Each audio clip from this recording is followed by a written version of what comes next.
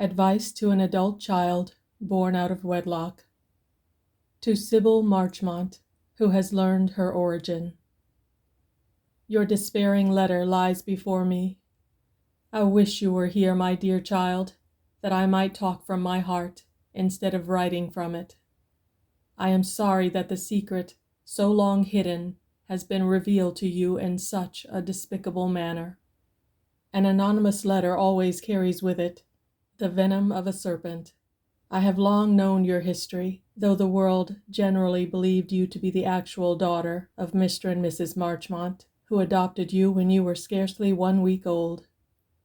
No daughter ever received more affection or better care than these good people gave you. Mrs. Marchmont lived always with a fear in her heart that you might learn your history from some idle or malicious lip, and before she died, begged me to be your comforting friend, if that hour ever came, which has now arrived. As your mother's nearest friend, it is natural that you should turn to me in your crucial hour of pain, and in reply to your questions regarding the truth of this anonymous assertion, I will tell you all I know. Your own mother was well born, and a girl of great beauty and charm. She was of foreign blood, and her parents, after the foreign custom, selected for her at the age of 17 a man of mature years and unattractive personality, but some fortune. The family lived in a seaport town, and your mother attracted the eye of a young seafaring man holding a government position. An intense and uncontrollable love sprang up between them. Your mother had been kept in ignorance of God's great law of sex attraction, its purpose and its results, and she was like a newborn babe, towed on the sea of her own suddenly awakened emotion. It was arranged that your mother was to elope with her lover on the next arrival in port. All plans were to be made by him during the voyage on which he went forth, after a stolen interview with your mother. He was lost at sea, and all on board the ship perished with him. Mr. and Mrs. Marchmont chanced to be sojourning in the place at the time of your birth. Mr. Marchmont had longed for a child, and the tragic story came to his ears through the physician of your mother's family, and he and his wife decided to adopt you and take you to America. I was the one friend who shared with Mrs. Marchmont the story of your birth. Other friends knew she had adopted a child, and of course all sorts of rumors were afloat for a time.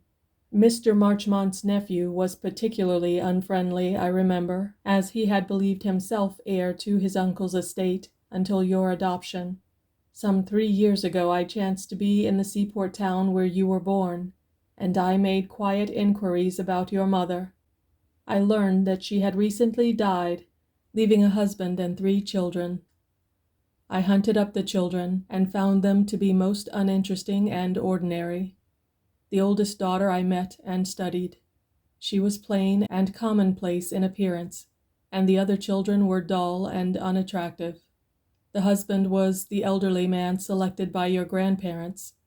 Just how he had been led to accept the second place in your mother's life, and whether he had known of the tragedy, I could not learn without asking more questions than I deemed wise. But what I want to impress upon your mind by this recital is your own divine inheritance of love, the inheritance which has bestowed upon you physical beauty, mental power, and rare qualities of heart and soul. I know few women so endowed by the Creator as you.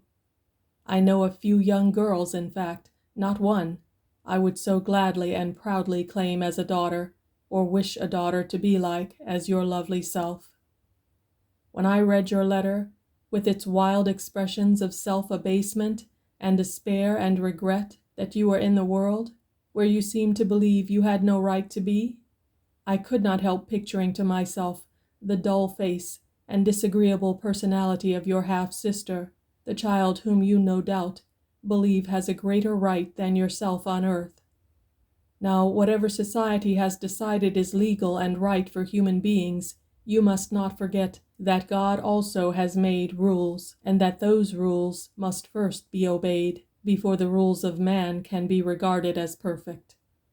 God's first law regarding the propagation of the human species is that the mother must be dominated by a supreme and ruling emotion to give the world the highest type of child. Your mother loved your father with all her heart and soul. She was a young girl, ignorant of the world. She thought of her lover as her rightful mate, and lived but for the hour when he should rescue her from the unhappy fate arranged by unwise and sordid-minded parents. Your father loved her, and they were in God's sight more truly husband and wife than the soulless and loveless ceremony of the law made her and her legal husband afterwards. It is a great misfortune that your parents lacked the self-control which is necessary to every well-balanced human being who seeks for the fullest development. It is a sad thing that over your life this shadow of unlegalized birth must rest. But were I given the choice today to be what you are or what your sister is, and what thousands of children born of loveless marriages are, I would not for 1 second hesitate in my choice. The world needs marriage laws to keep any order in society. The wisely reared and well-balanced woman will keep herself in womanly reserve for her legal husband. Your mother, by a moment's weakness and loss of self-control, left a blight upon her life forever and a shadow upon yours. But do not for 1 instant think of yourself as anything but a child of God, endowed with all the wealth of the spiritual kingdom, whatever the law may withhold from you here. You are legitimized by love. Your sister is legitimate by law. She is illegitimate in the sight of heaven, you in the sight of earth. Be glad of your beautiful nature and beautiful qualities, and do not spoil them by despondency or pessimism. Think of yourself as if you were a child of Adam and Eve, born before the serpent appeared, when there was no law but the law of love to govern 2 souls drawn together by irresistible attraction. The best and highest qualities of 2 human beings meet and mingle in your nature. Do you suppose the great Creator of all things regards you as base-born, when He has so endowed you with all that makes woman lovable and charming? Live up to your divine inheritance, my dear girl. Make the world better for your presence in it, and bear your sorrow with that resignation and philosophy which all human beings must cultivate if they do not wish to become weak repiners when they face sorrows of life. Look the world squarely in the eyes and feel no shame.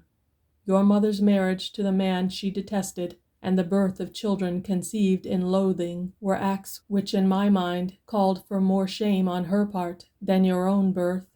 Both were misfortunes for her, since only by living an orderly, controlled, and lawful life can any human being find happiness or self-respect in the world. But when we come to the close analysis of motives and impulses, many an act the world condemns is far less reprehensible than other acts which meet its loud acclaim. You have received from the vast spiritual realms about us your rarely beautiful qualities. Go forth and give them to humanity. Be strong, be good, be brave, be happy. No one and nothing can harm you but your own mind. The world as we encounter it is but an echo of our own strong convictions. Respect yourself absolutely, believe in yourself absolutely, and the world will respect you and believe in you. Say to yourself every hour, I am God's divine creature, and no one will dare look you in the eyes and say you are anything less than that. The arms of infinite love enfold you. Have no fear. End of Advice by Ella Wheeler Wilcox.